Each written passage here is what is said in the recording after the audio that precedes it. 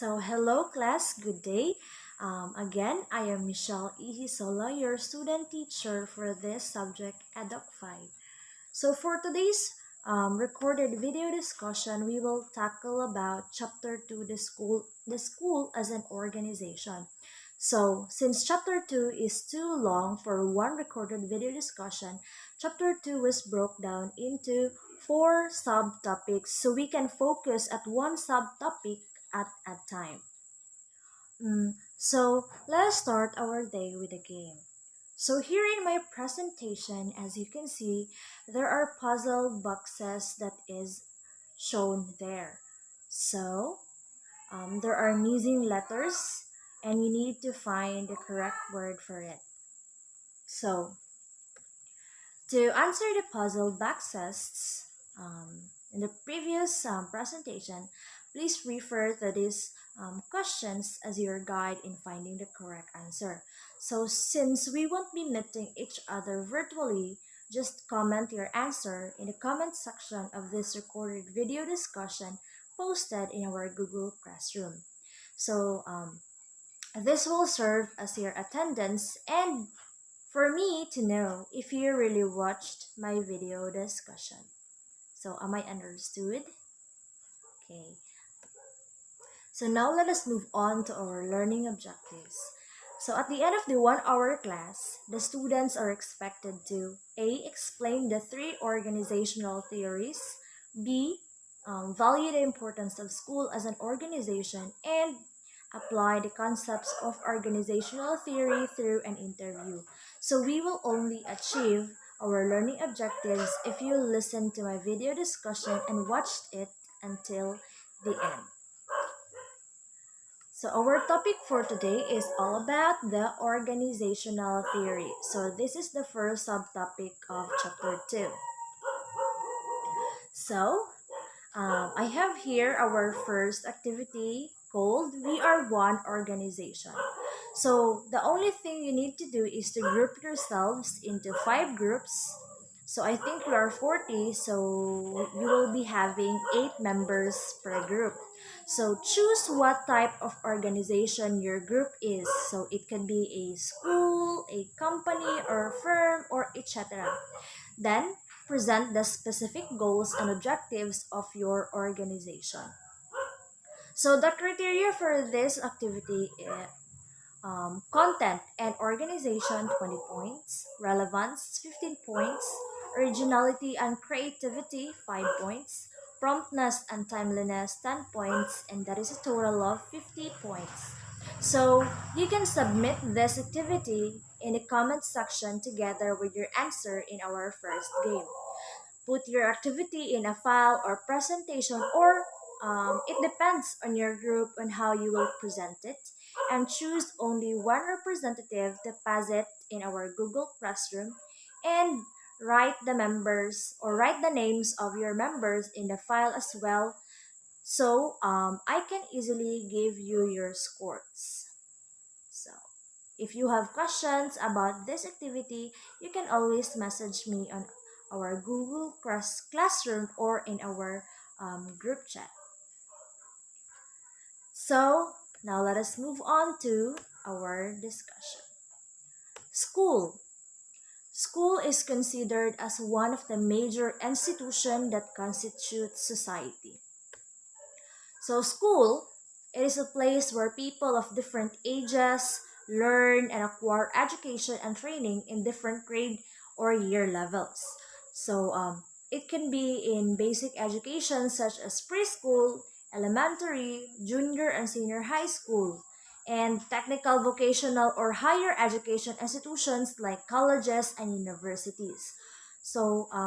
Just like any other organizations, the school is established and organized to pursue a collective goal and meet specific objectives. There are many ways to look at the school as an organization. And in this chapter, you will be able to learn and understand different functions of schools, its structures and its role in the society, and as well as the discussion of organizational theories, leadership and management theories in basic education reforms, including the organizational structure of DepEd. So now let us start with the organizational theories. So, organization. The establishment of an organization became popular and has significantly influenced human activities in all parts of the world. So it is very evident in how the current government and the private organizations, including the system on how people will function to a specific goal. So according to Kashyap No Date, ever since the dawn of civilization, people have always formed organizations to combine effort for the accomplishment of their common goal.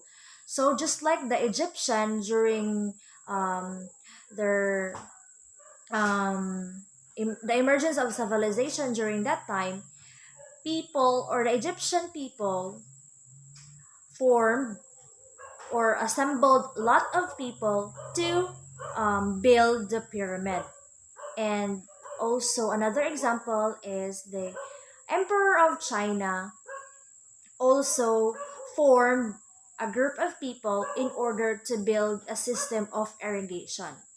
So um, that is how organization started, or even before the dawn of civilization, organization has already started. So according to an article, Organizational Theory, organization is basically defined as an assembly of people working to achieve common goals or objectives through division of labor. And another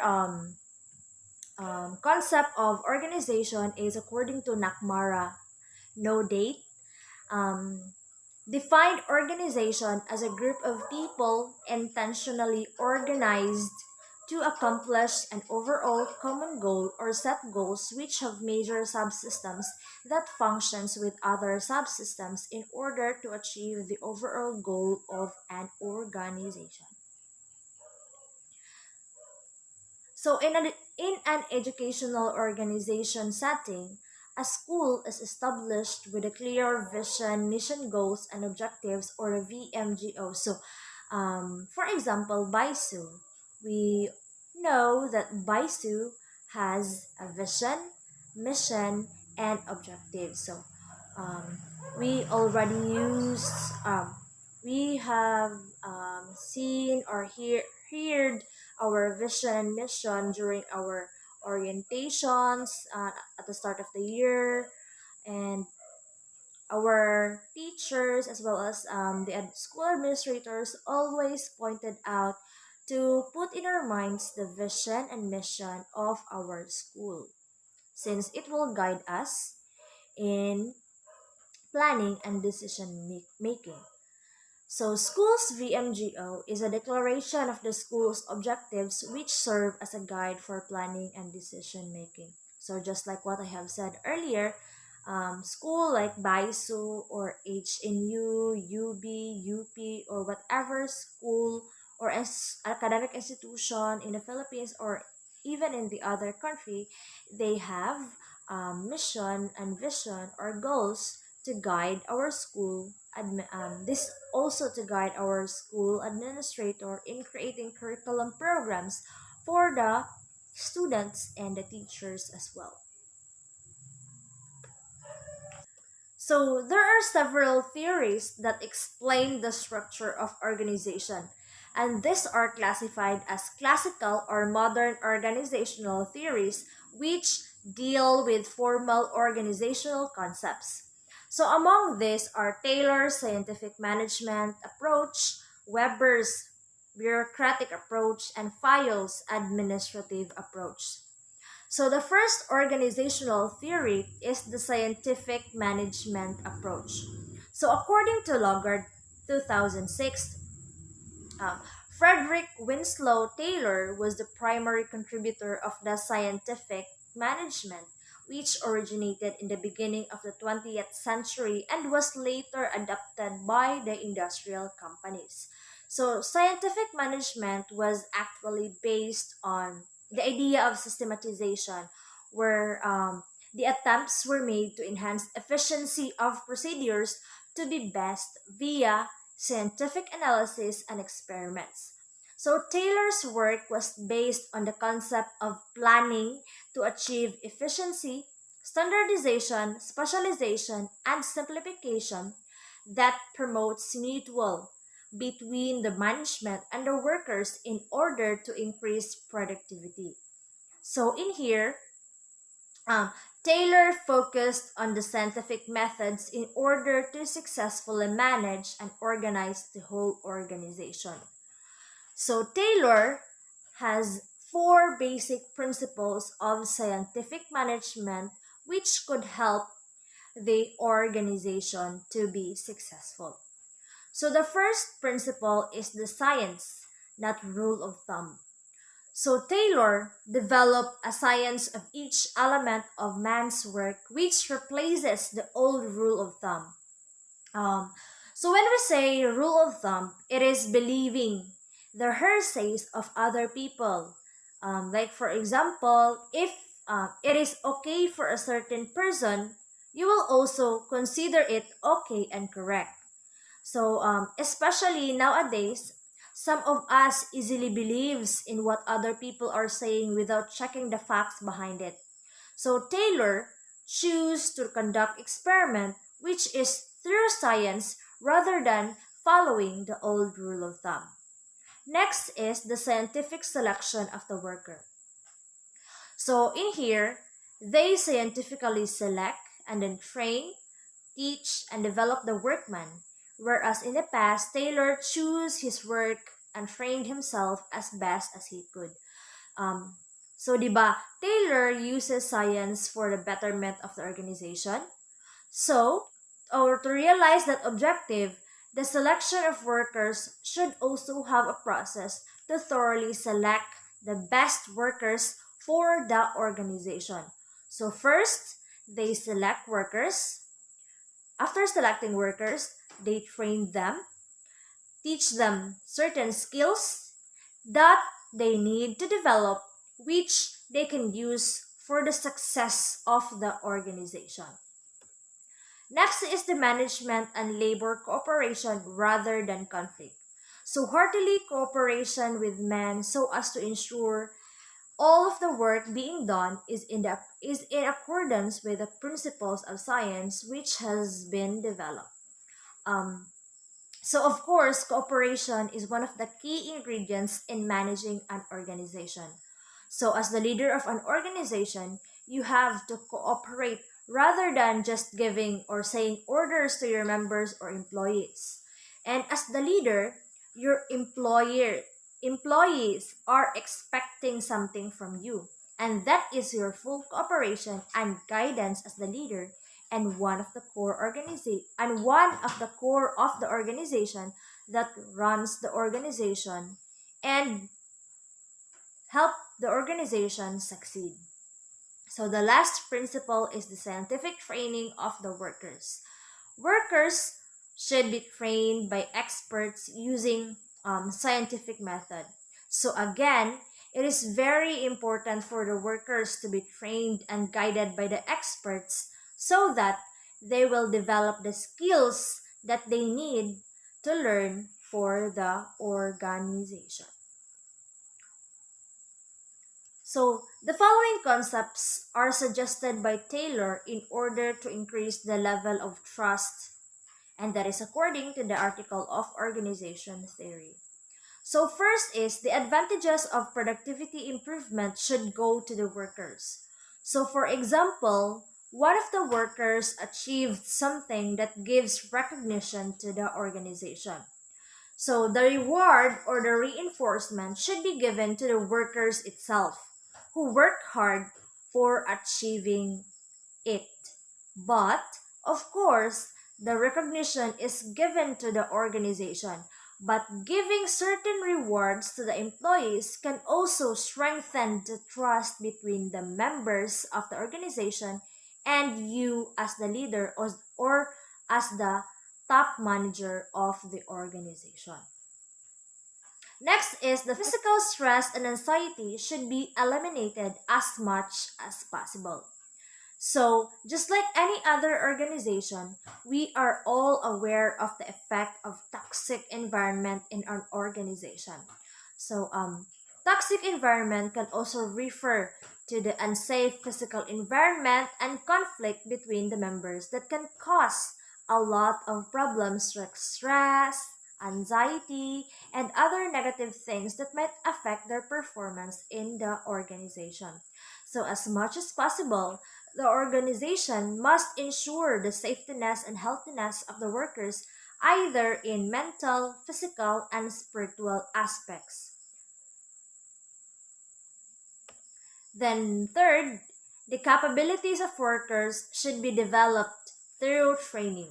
So, again, just like what I have said earlier, training is very important. Like, for example, the student teachers, are currently doing our internship to prepare and equip ourselves to the outside world.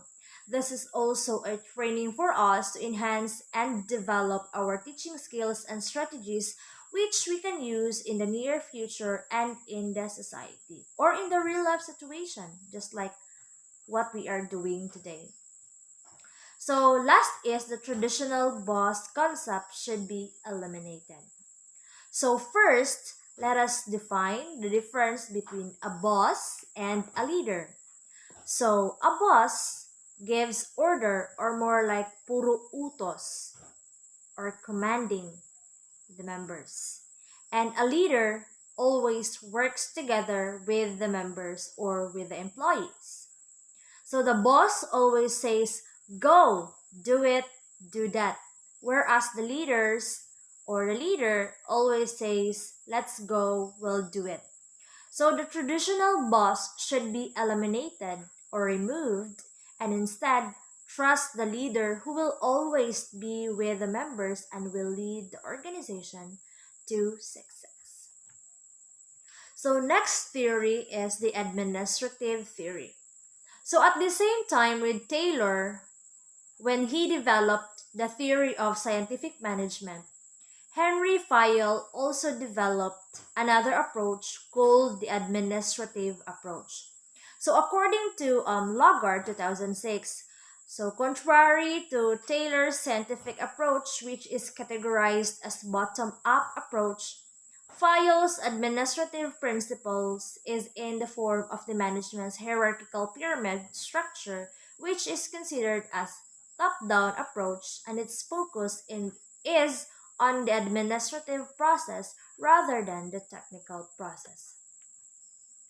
So the first, or I mean, there are 14 principles of management under administrative approach of Fayol. So the first approach is the division of work. So tasks are divided among employees according to their field of specialization. So the task should be divided among the employees or members of organization according to their field of specialization or expertise. So for example, in school department, two of your teachers are math teachers. So do you think they will perform their very best if they are assigned to Filipino subjects? No, right? Or if they are assigned to other subjects like Araling Panlipunan? No, right? So, the task that should be given to them is also the subject that talks about mathematics. And the vision of work means giving every member of the organization a task or work that is their field of specialization or expertise. Since if this is their field of specialization or expertise, they could work better and create a better result for the organization, right? So the second principle is the authority and responsibility. So the management um, has the authority to give orders to subordinates that comes with corresponding responsibility. So Are you familiar with the movie Spider-Man No Way Home?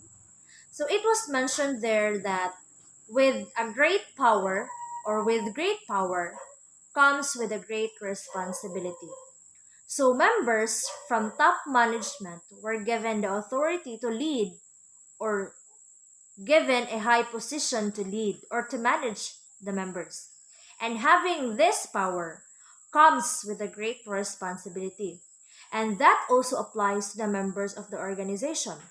That no matter what our position is in the organization or in a or in or an in an institution or a company, we have the responsibilities that we need to carry out to create a better result or a great result for the organization.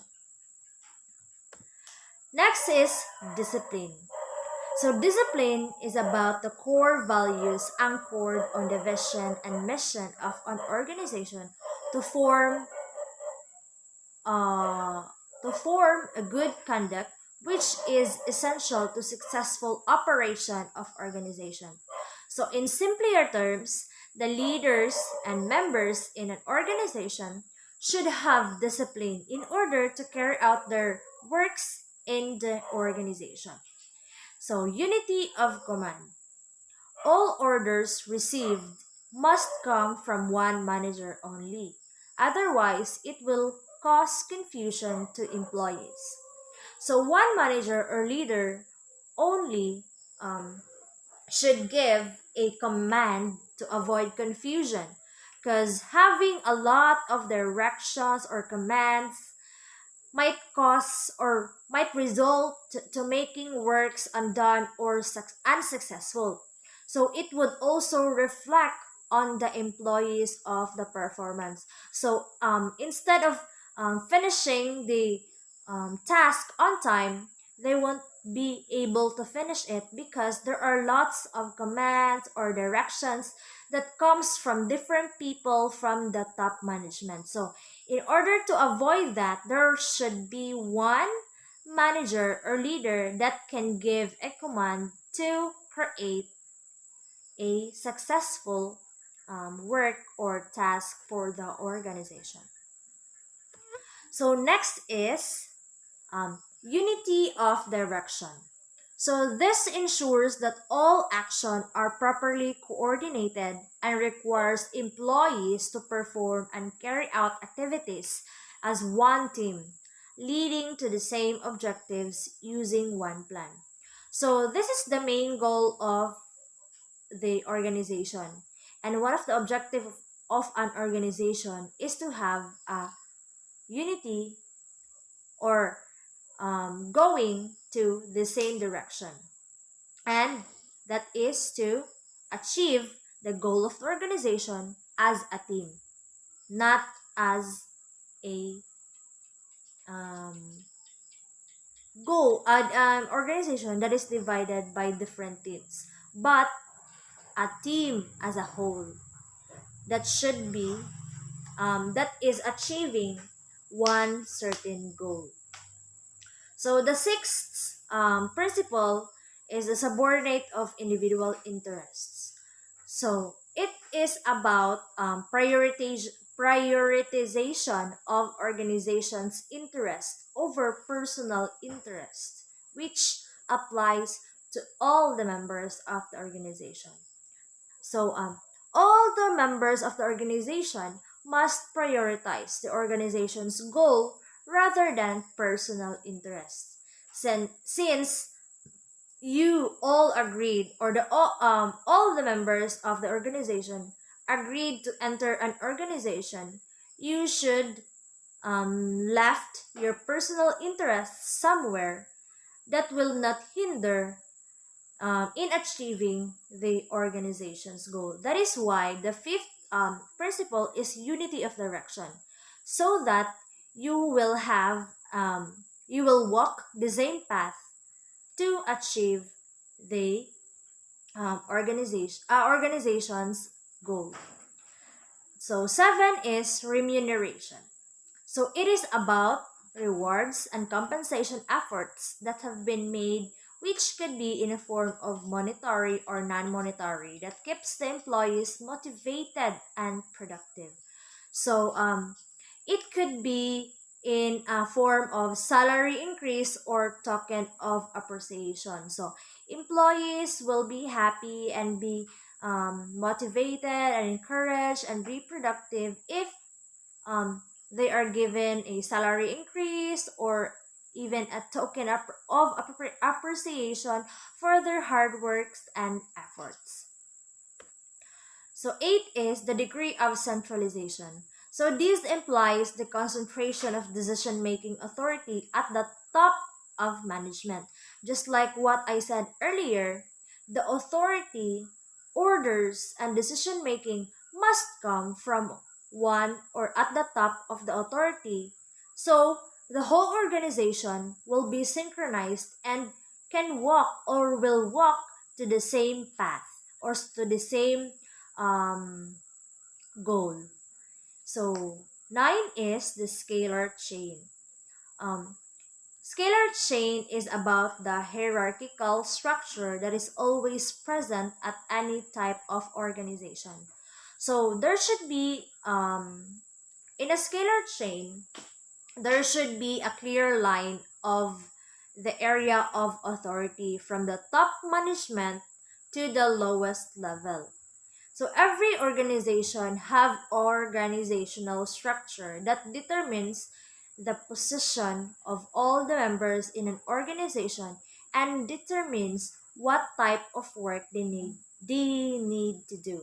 So for example, in a university like BISU, HNU, and such, we have our president, which is Dr. Rigo Sibilia Pubar, at the top of the hierarchical organization or hierarchical structure of an organization. And then it was followed by the vice president and many more. And under these people or under the president and the vice president of the campus are the dean of each colleges. And then under the dean of each colleges, there are the faculty members, the teachers, staffs, and the students. So that is how the scalar chain works. A hierarchical structure of an organization. So dili man jud ni mawala ang organizational structure sa isa ka institution, company, or firm, or an organization, di ba? So 10 is the order. So this pertains to the order and safety of employees in order to function properly at work. So in simple terms, the organization must have a positive and clean environment for the workers, diba?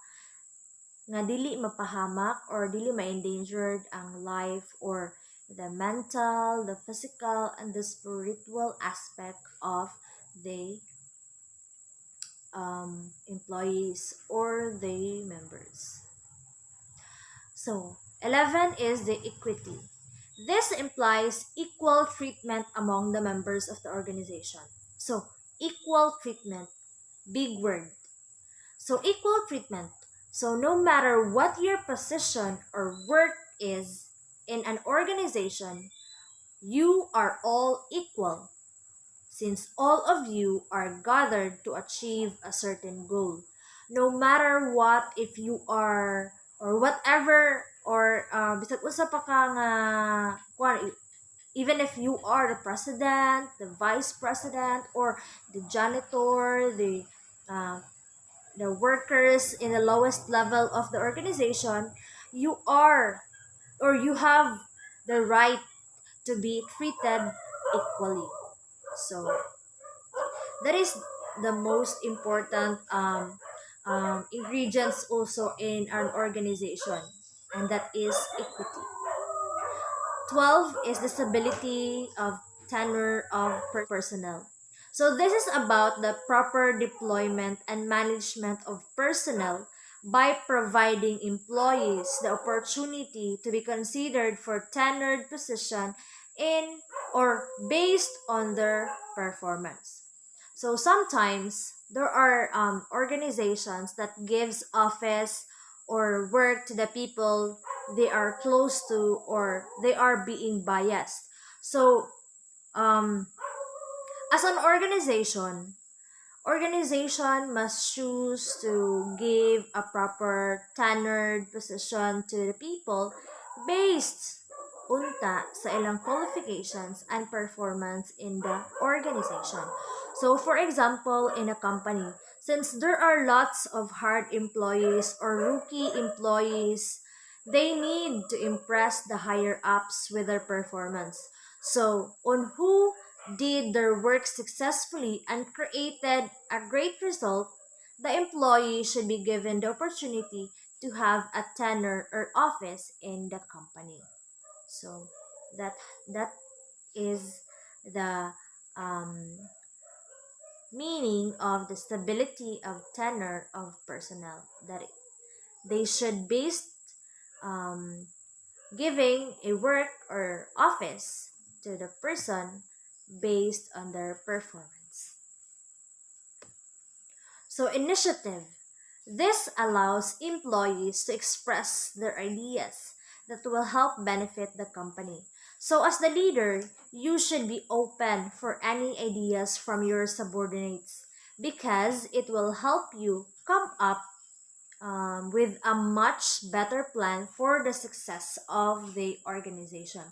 It also promotes trusts and teamwork or full cooperation among the members of the employees if you are open and sharing ideas from one another. And last principle of administrative theory is esprit de corps. So this promotes unity among employees. It develops morale in the workplace and creates atmosphere of mutual trust and understanding. So it is an important factor if all the members from the top management to the lower level trust and understand one another.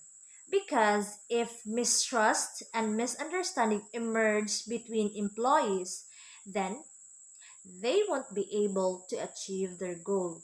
But if they fully trust and understand one another, then surely the goal of the organization will be achieved.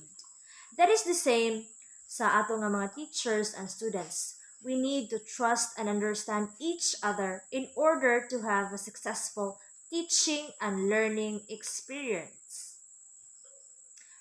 especially during in this type of teaching and learning experience, the virtual meeting, recorded video discussion, giving activities, and passing activities. So let us understand and trust each other's capabilities to have a successful teaching and learning experience. So next theory is the bureaucratic theory. So another contributor to modern organizational theories is Max Weber. So he is a German sociologist and also known as the father of sociology. So Weber believed that the most efficient way to set up an organization is through bureaucracy, which is way better now than the traditional structure.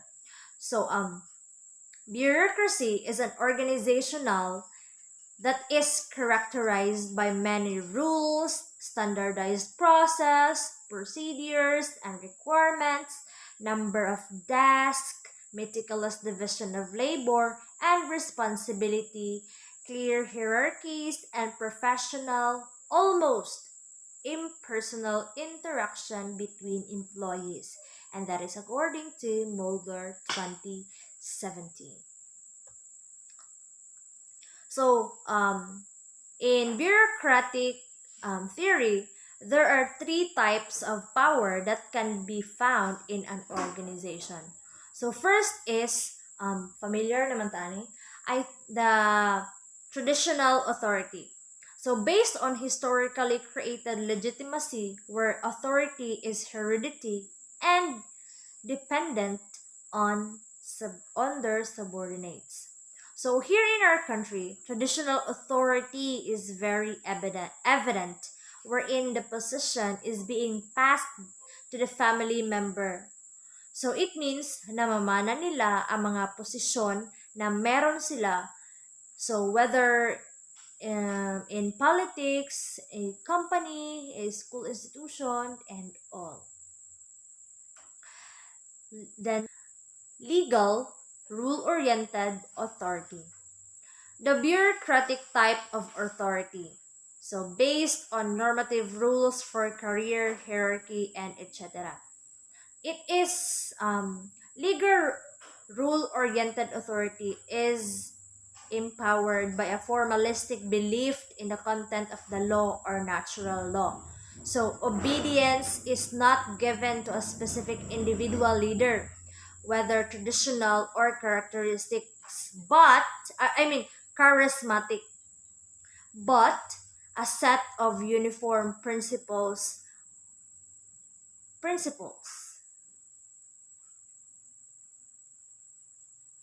So next is charismatic authority.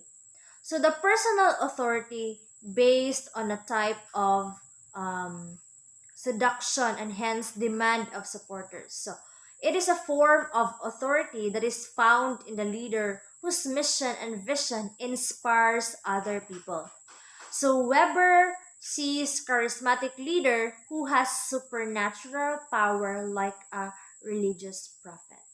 So my teacher once said in grade 11 that Jesus Christ is also considered a charismatic leader because through his charisma, the way he spoke, the way he moved, the way he behaved, people followed him whenever he go. People followed his um, people followed his words and all to become mo na nga, maraming sumunod sa um, maraming sumunod sa ating Panginoong Hesus Kristo. So he has a charisma or seduction.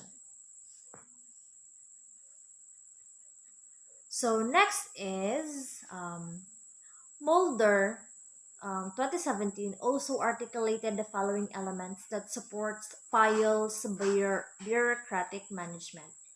So all regular activities within bureaucracy can be regarded as official duties. Management has the authority to impose rules, and rules can be easily respected on the basis of established methods.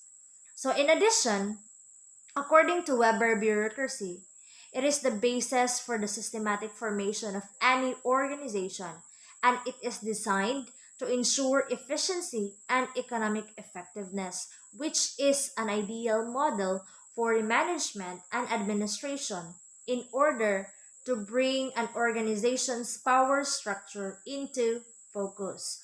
So, relative to this, Weber lays down the basic principle of bureaucracy and emphasizes the division of work, hierarchy, rules, and personal relationships.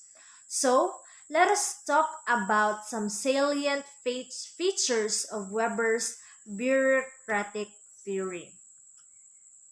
So the following are the salient features of Weber's bureaucratic theory. So I won't discuss these terms further since they are similar with the previous terms that I explained. So, task specification, sometimes called the division of labor, wherein individual tasks are divided into separate jobs which allows to manage tasks easily. So as what I have said earlier, members or employees are given their specific task which allows them to work better and create a great result for the organization. Hierarchical authority.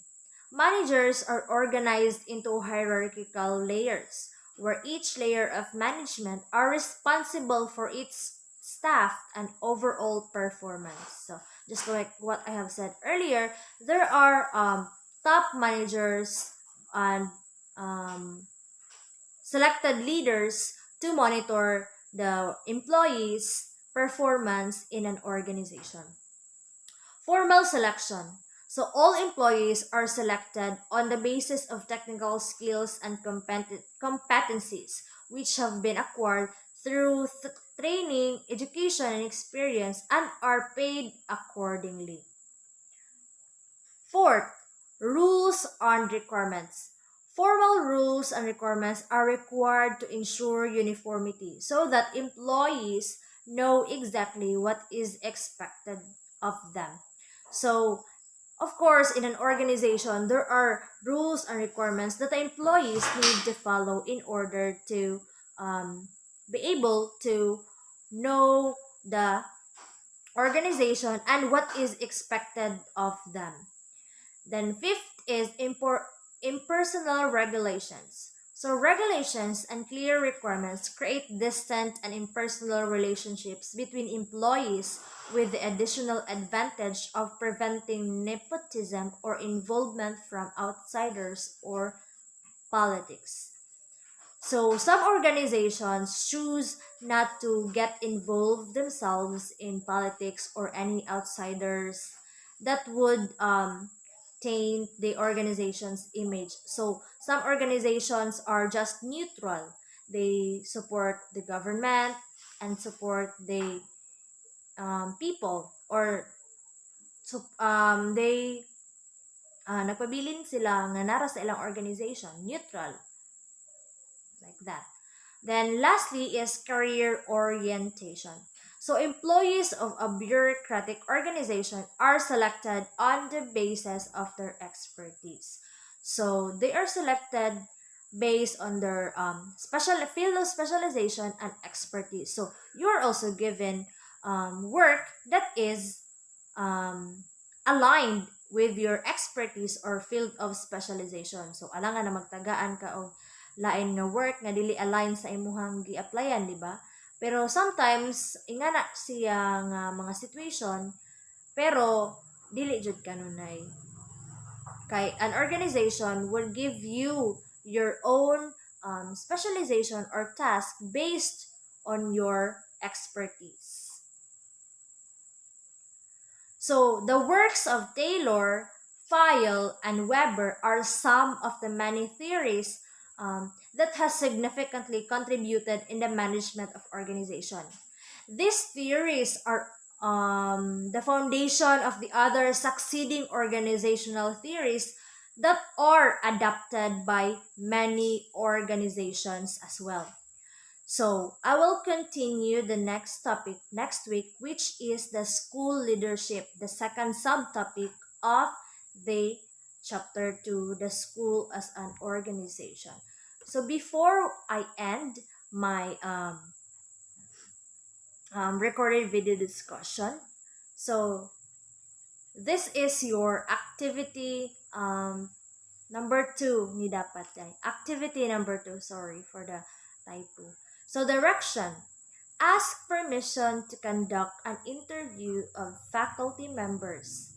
Ask them to identify which among the theories are applied in the management of their school.